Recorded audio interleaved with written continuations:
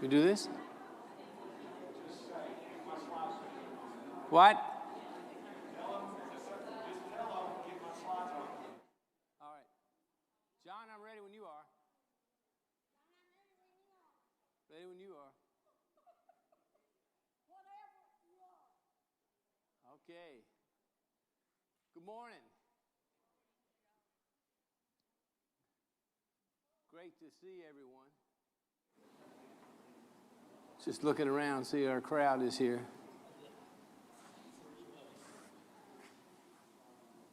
I know we do a really good job of recognizing our nonagenarians. And I want to recognize someone today who's almost there, not quite there, but he's almost there. And I want to say happy birthday to my good friend Roger Davis back here.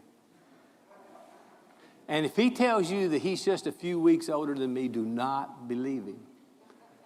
Okay? It's great to be with you. We're looking at from captivity to the wilderness and the children of Israel and their trip from Egypt to the Promised Land. And you know, last week Mike was talking, and as he was telling us about Moses, I got to thinking. I'm like, man, Moses went up and down that mountain like a mountain goat, didn't he? And I said, I remember I've done this before, and I remember I have this thing on Moses' trips. So I decided we'd start off today. Let's recall all the times that Moses went up and down Mount Sinai. Now, that may be a little bit difficult to read for you, but I hope you can get it. So, year one, the third month. Remember, they started the clock all over. When they left Egypt, they started the clock all over. 1 year, 1 month. And so now 1 year, 3 months. We're 2 months later into this trip, and they came to the wilderness and they camped at Mount Sinai before the mountain. So the next day Moses goes up. His first ascension to the mount, he goes up. He receives God's promise to take Israel take Israel as his people. And then Moses descends and he tells the people the words of the Lord. Then the next day, Moses goes back up to the mountain. He returns the words of the people to the Lord. He instructs, and then he gets instructions to prepare people for meeting God on the mountain. So the whole group is going to meet God on the mountain. So Moses then descends, and he prepares the people for the third day. That's 3 days later. So what that means, 3 days later. So in the morning, the people come before the mount and they meet with God. To get ready to meet with God. So then Moses goes up the mountain a third time. And God instructs him to make sure that the people do not come up. And Moses ascends the mountain. And this is where God speaks to the people and gives them the 10 Commandments himself. It says the people respond in fear. That's Exodus 19. Then, that same day, day 6, Moses goes up to the mountain the fourth time, and he receives other commandments. Moses descends, and he recounts all these commandments that the Lord gave him. And early the next morning, then, Moses builds an altar and he sacrifices for the people. And the people vow that they will obey God.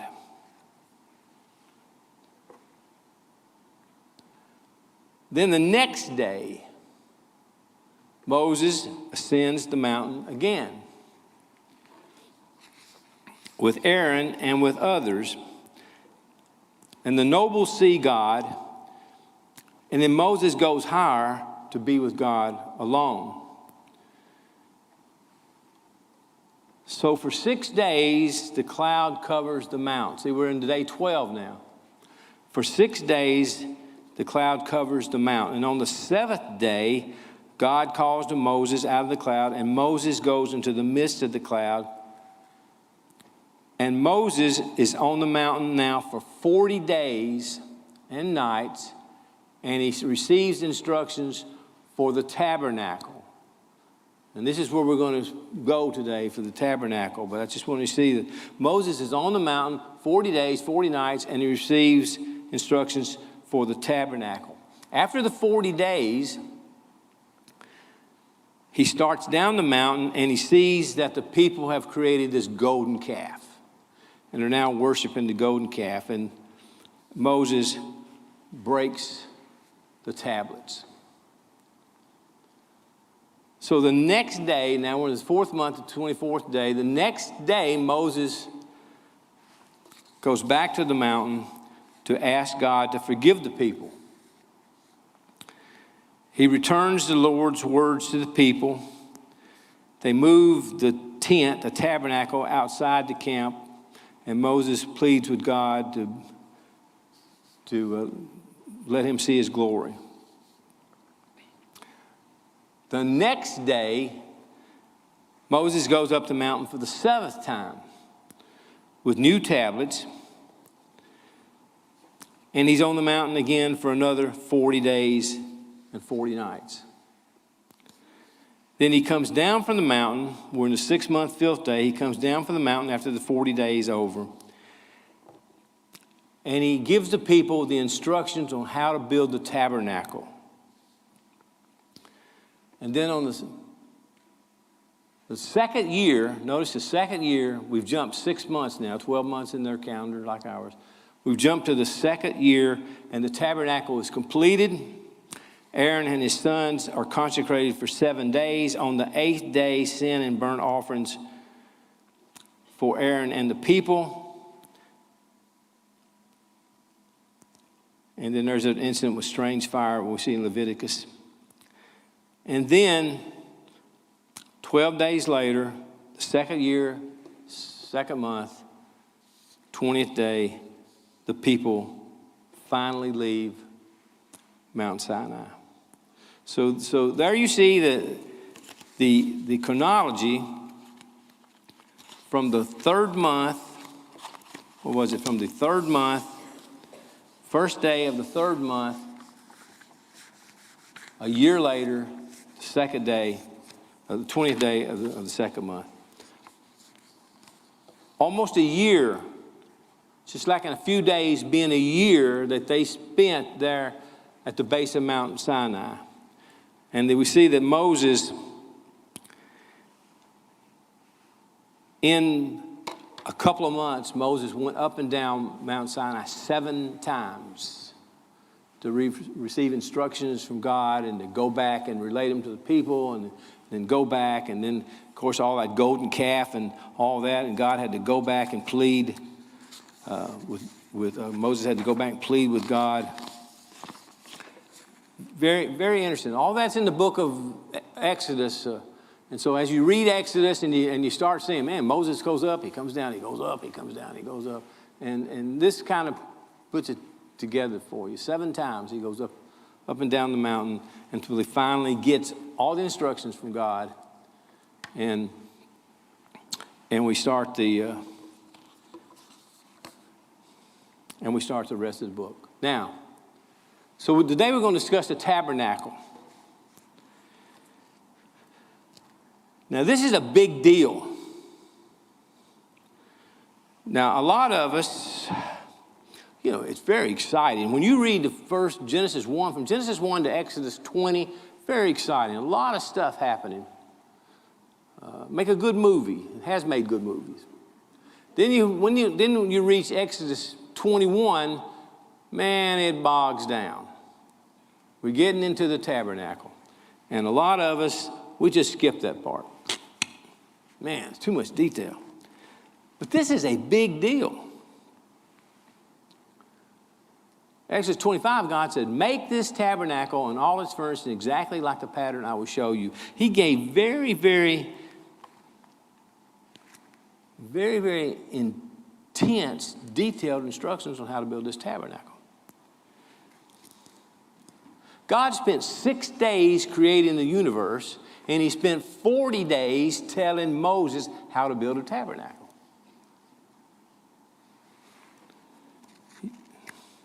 He spent one chapter, the Bible has one chapter on how the world was created, and has 50 chapters on the tabernacle. So you don't think this is a big deal? This is a big deal. And we cheat ourselves and we cheat God when we don't pay attention to this.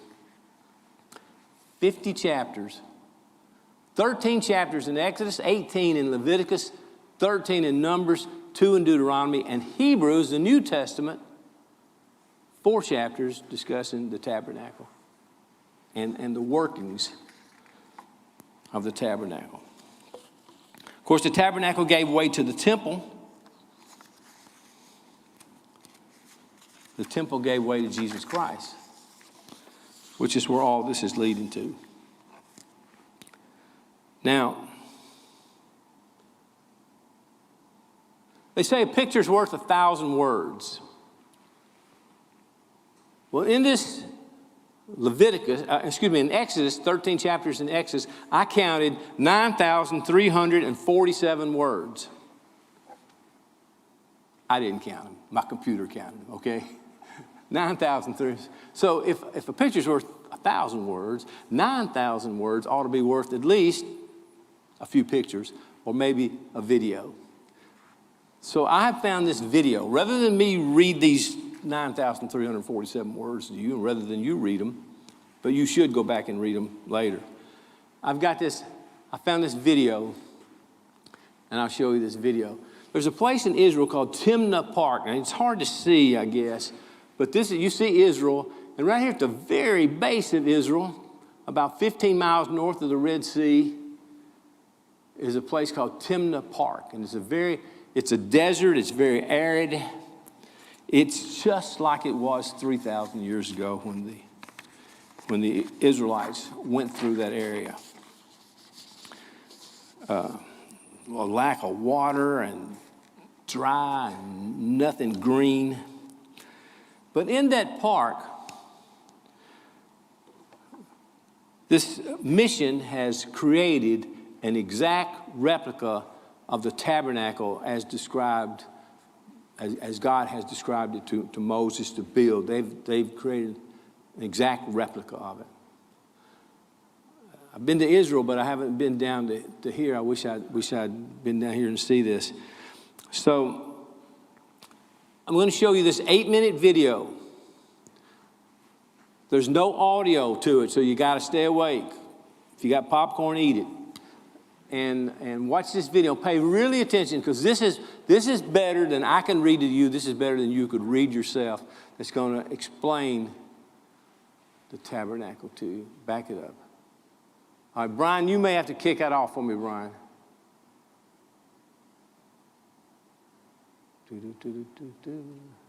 Because I want to go forward.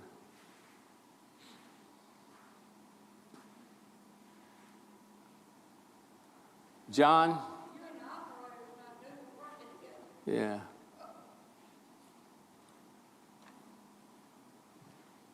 It works on my computer. It won't work with this thing here.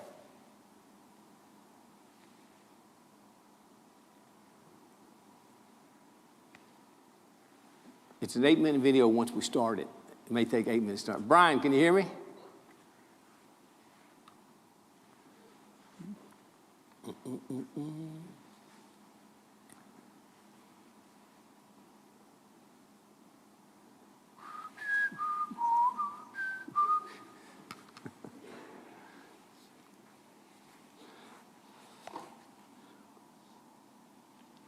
I wonder if he's having issues with it too.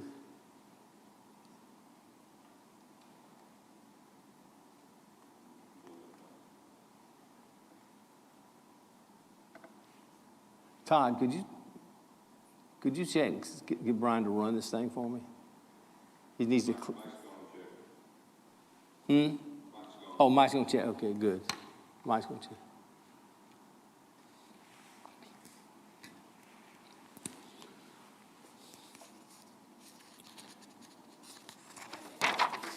There we go.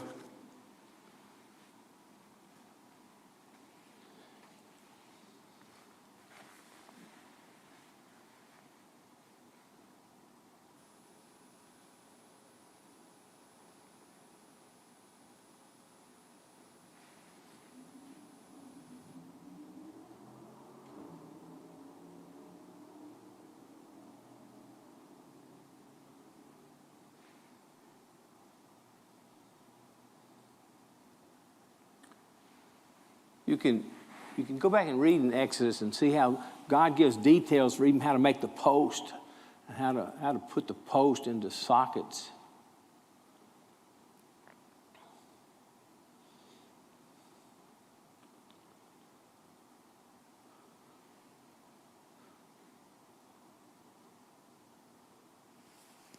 And how to put the curtains and those silver caps on the top of the post.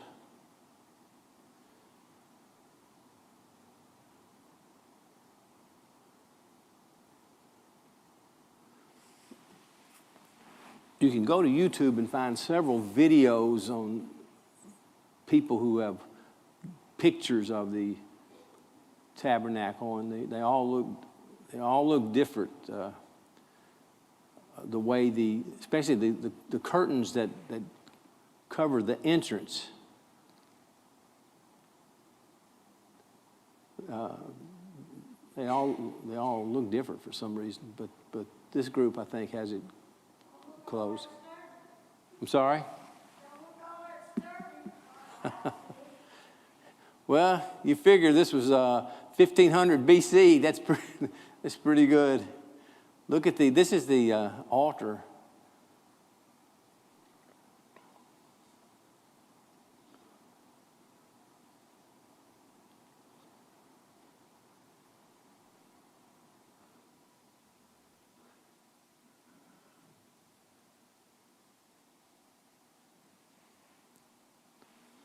Where they have to clean themselves, and then they have to make all the sacrifices at the altar.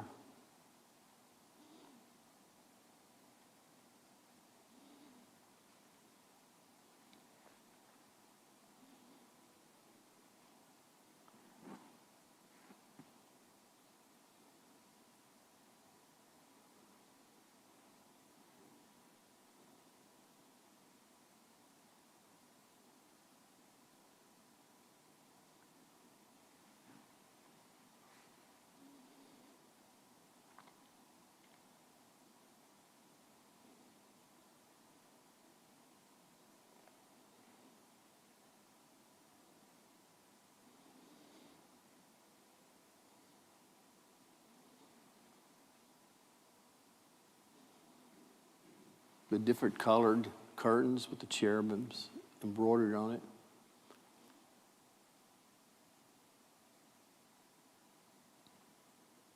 The fire extinguisher wasn't there in 1500 BC.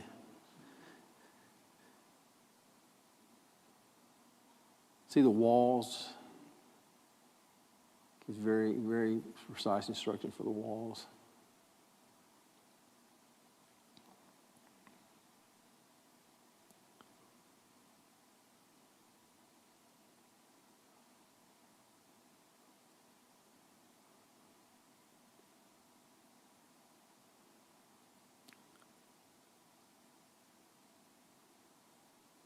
Neither were the registers there.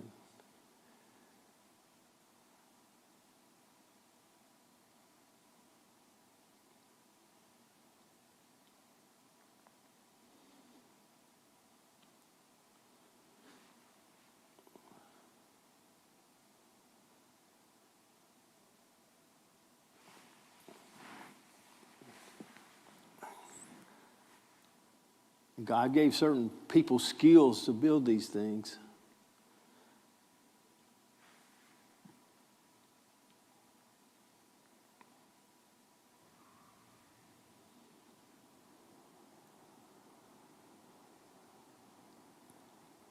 "12 loaves represent the 12 tribes.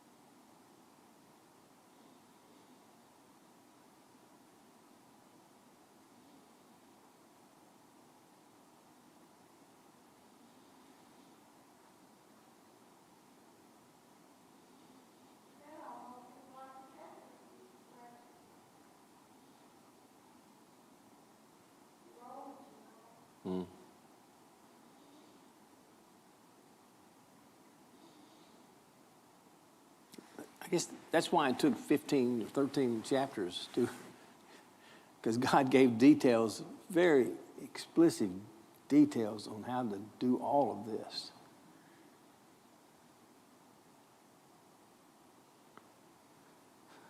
You know, the most holy place, the high priest went in once a year on the Day of Atonement.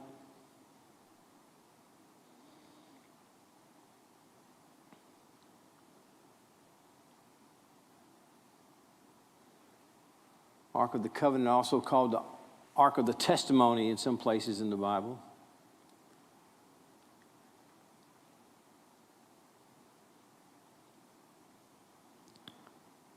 You'll see some pictures, some replicas that will have the poles going the other way.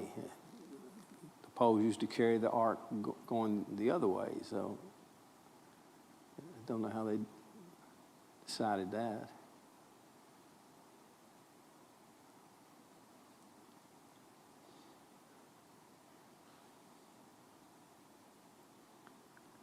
It doesn't explicitly say in the Bible that the tablets, and I think this is a little quick. All right, let's go back to the presentation. It doesn't explicitly say in the Bible that the tablets and the rod and the jar of manna go inside the ark. You can see that as you read it, and so some people think that they would just lay it in front, lay it in front of the ark, that it didn't necessarily go inside. But you can read all about it. It's very interesting. Here, this is the layout. You can see this is the layout that we just saw: the altar, the wash basin, the holy place, and the most holy place.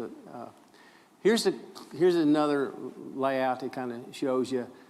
Go closer. You see. Here's what the actual tent looked like, the walls, and God gave instructions for the walls, for the linen. And he wanted it exactly this way: goat's hair, and then ram's hair, and then badger skins on top of that. And there's a representation that the cherubims on top are much more elaborate than we saw the ones in the Timnah replica.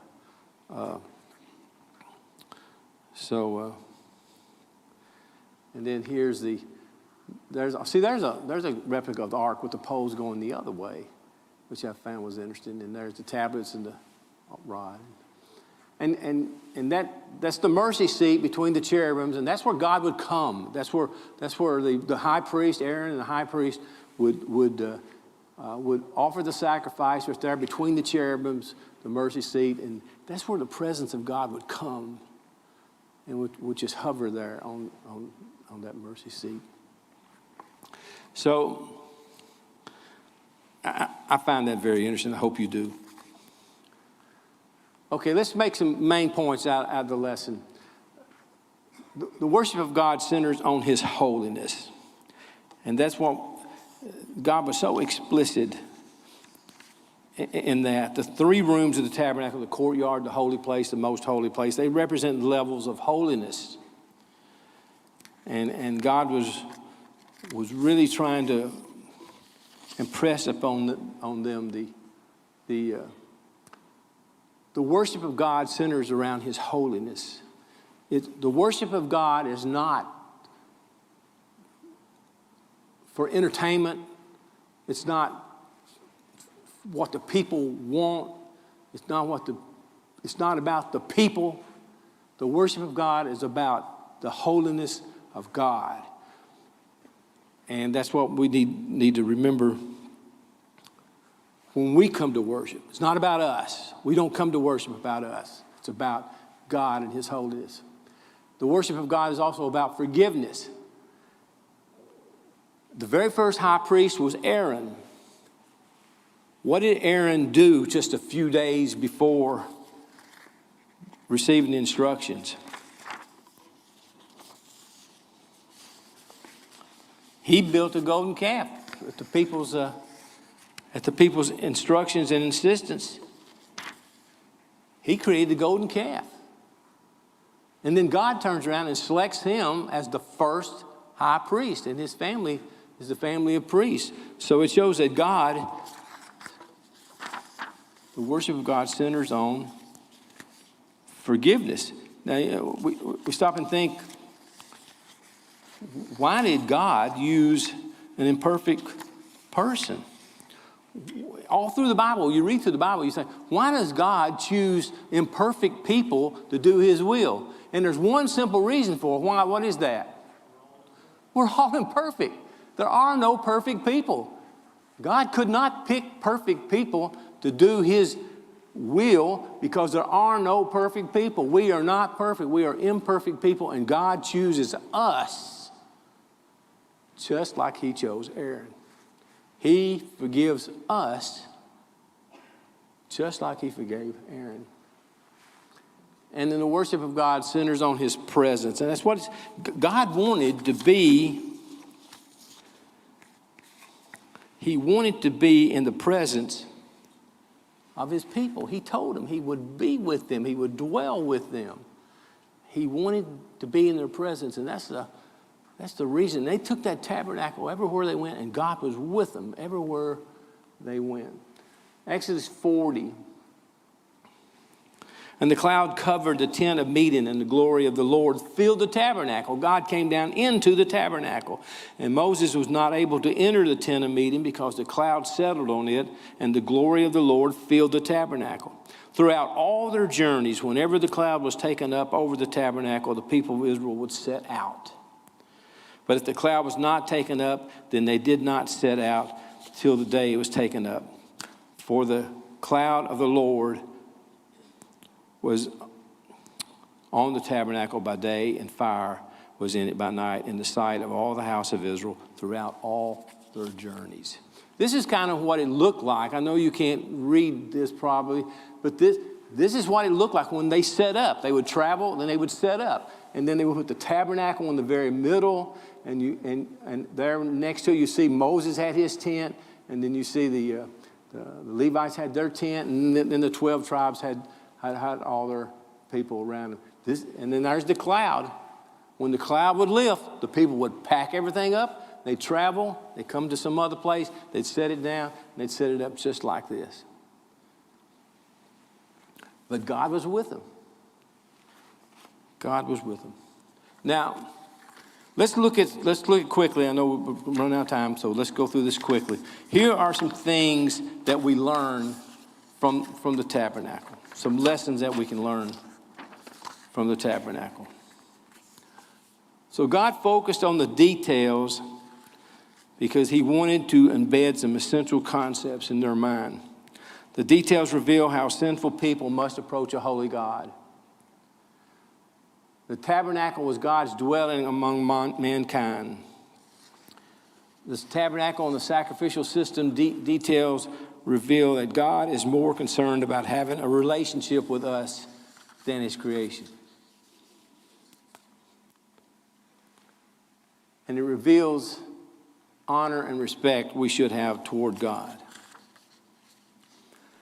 The tabernacle and the system show the consequences of sin and the value of Christ's sacrifice on the cross. When a person sinned in the Old Testament, it cost them financially as they had to offer a sacrifice for their flocks or purchase one.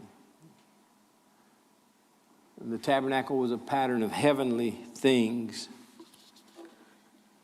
And then that's Hebrews 8, verse 5 and 6. And it serves as a copy and a shadow of the heavenly things. You can go back and read that verse. The tabernacle gives insight and understanding regarding the privilege believers have today of being in the temple of the living God. 1 Corinthians 13, 6 through 17. Do you know that you are a temple of God and that the Spirit of God dwells in you?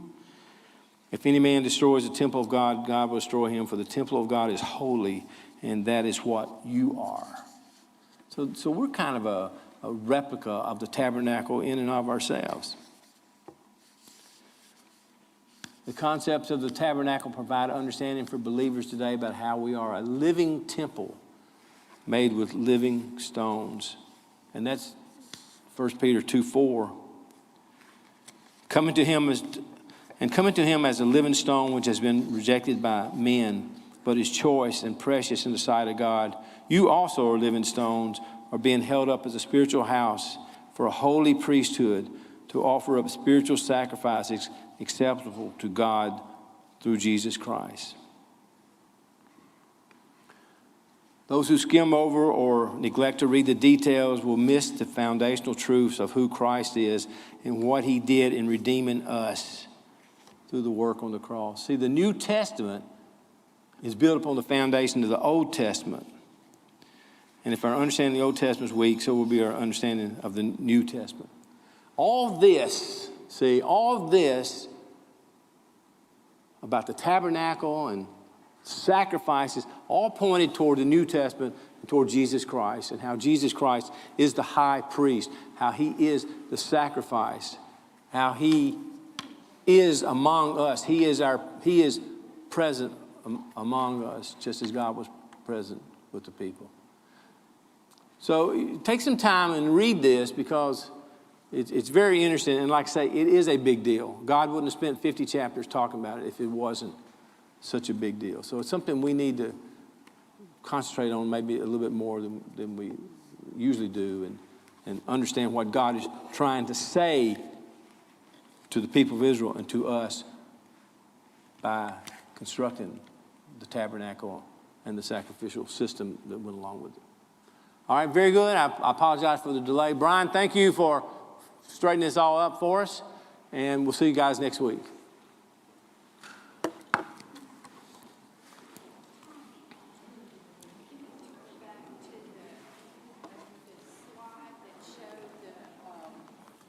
The encampment. That one?